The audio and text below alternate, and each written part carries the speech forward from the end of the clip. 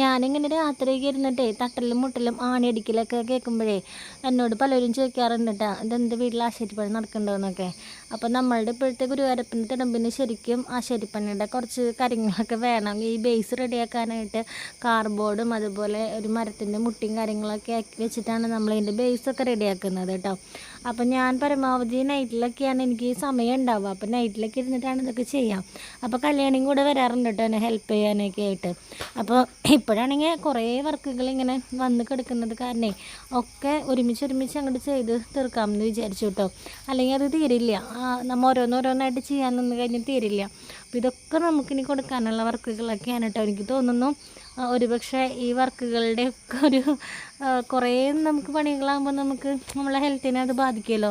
അതായിരിക്കും ഞാനിപ്പോൾ ഇങ്ങനെ വയ്യാണ്ടിരിക്കുന്നതെന്ന് എനിക്ക് തോന്നുന്നത്. കാരണം ഒരു രാത്രി 1 മണി 2 മണി വരെയൊക്കെ ഇരുന്നിട്ടുള്ള സമയം ഉണ്ടായിട്ടുണ്ട് കേട്ടോ. അപ്പോൾ അങ്ങനെ ഓവർ സ്ട്രെയിൻ വരുമ്പോഴും നമുക്ക് ഹെൽത്ത് ഇഷ്യൂസൊക്കെ വരുമല്ലോ. പക്ഷേ ഇപ്പോഴും എനിക്കിങ്ങനെ വർക്കുകൾ വരുന്നുണ്ട്. പക്ഷേ ഈ വർക്കുകൾ വരുമ്പോൾ ഒരുപാട് സന്തോഷമാണ്. എനിക്ക് സ്ട്രെസ് ആവരുതെന്ന് വിചാരിച്ചിട്ട് ആരും എനിക്ക് ഓർഡർ തരാതിരിക്കരുത് കേട്ടോ.